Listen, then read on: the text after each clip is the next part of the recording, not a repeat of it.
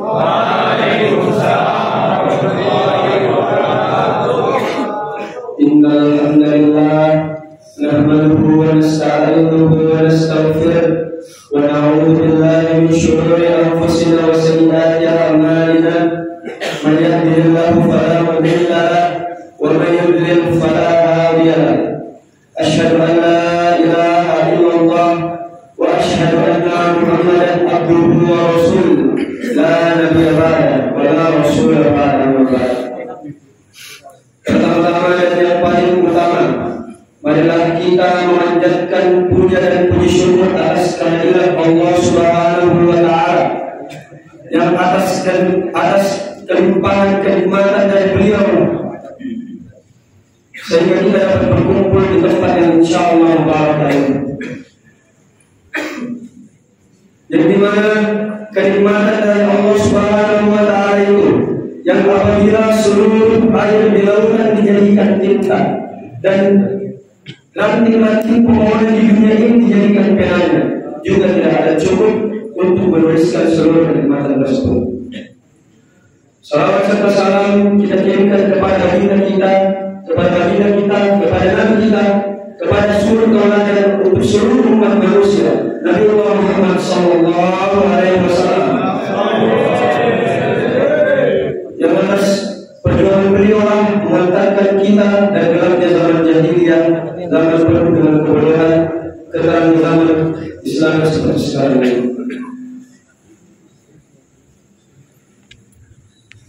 Izinkan saya pada kesempatan kali ini untuk menyampaikan sepatah biodata yang menyinggung tentang bagaimana wajah Islam pada peradaban modern saat ini.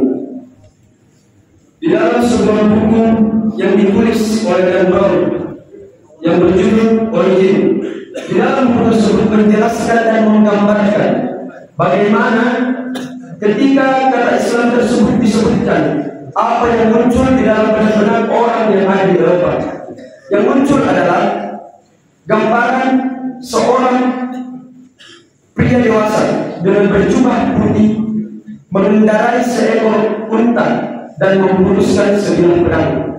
Saya ulangi sekali lagi, ketika kata Islam disebutkan, yang tergambarkan di dalam orang-orang Eropa di dalam buku tersebut dijelaskan adalah seorang pria dewasa yang berjubah putih yang mengendarai seekor unta dan memutuskan sebilah pedang. Simbolisme ini sebenarnya terdengar sepele, jemaah sekalian, tetapi di dalam simbolisme ini mengandung ironi yang sangat dalam. Mengapa? Mari kita berdasar persatu. Mengapa ketika kata Islam disebutkan, yang muncul di dalam benak orang-orang Eropa adalah seorang yang berjubah putih? Itu menandakan bahwasanya orang-orang atau umat Islam itu identik dengan keterbelakangan zaman. Orang-orang Islam acap kali dikaitkan dengan keterbelakangan zaman dan cenderung terkesan kaku dan tidak fleksibel untuk melakukan kegiatan-kegiatan sosial di lingkungannya. Selanjutnya, mengapa digambarkan di dalam buku tersebut seorang pria dewasa mengendarai seekor unta? Mengapa mengendarai seekor unta? Itu menggambarkan bahwa umat Islam digambarkan sebagai umat yang ketinggalan akan perkembangan zaman dan ilmu pengetahuan, perkembangan ilmu pengetahuan dan teknologi.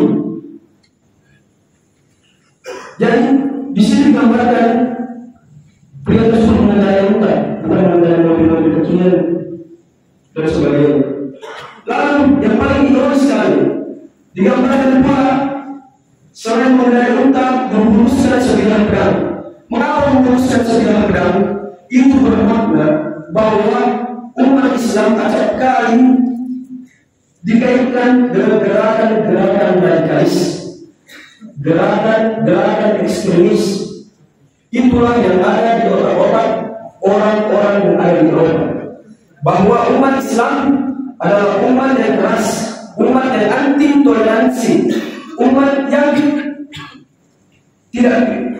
tidak bisa berbaur dengan umat lain.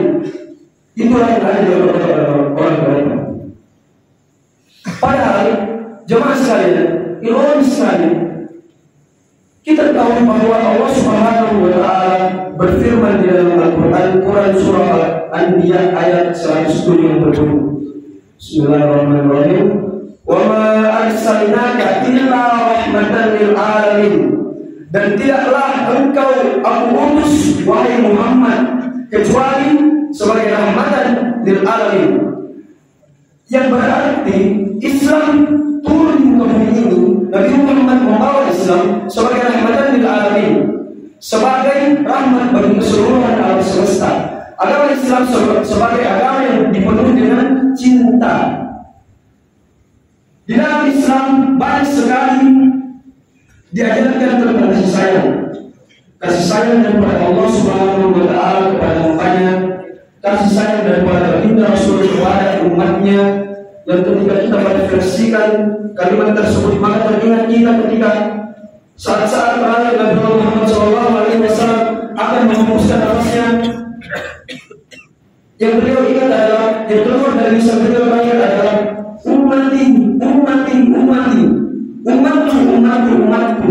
Yang beliau ingat terakhir, yang keluar dari lisan beliau terakhir adalah kata umatku, umatku, umatku. Beliau tidak mengingat anak cucunya, beliau tidak mengingat sahabat-sahabatnya, beliau tidak mengingat kerabat-kerabat terdekatnya, tetapi dia adalah kita semua yang ada di dalam masjid ini. Umatku, umatku, umatku. Itu menandakan apa, jemaah sekalian? Itu menandakan bahwasanya Islam adalah agama yang dipenuhi dengan kasih sayang dan cinta. Lantas pertanyaan besarnya, bagaimana mengubah wajah agama Islam itu sendiri? Jika agama Islam sudah stigma sebagai agama yang cenderung radikal, cenderung ekstremis dan anti toleransi, bagaimana cara kita mengubah stigma tersebut? Jawabannya adalah jemaah sekalian, kita ada pada diri kita sendiri. Bagaimana kita sebagai representasi daripada agama Islam itu sendiri. Kita sebagai representasi dari agama kita sendiri. Kita harus menampilkan bagaimana kita harus sesuai dengan syariat-syariat. Bagaimana kita berperilaku dengan saudara-saudara kita yang non-muslim. Bagaimana kita berada di depan mereka. Bagaimana kita berinteraksi dengan mereka. Merupakan sebuah langkah kecil yang akan memberikan efek domino yang besar, sehingga perlahan-lahan akan mengubah bagaimana Islam pada peradaban saat ini. Sekian atas apa yang dapat saya sampaikan, kurang dan lebihnya mohon dimaafkan. Wassalamualaikum warahmatullahi wabarakatuh.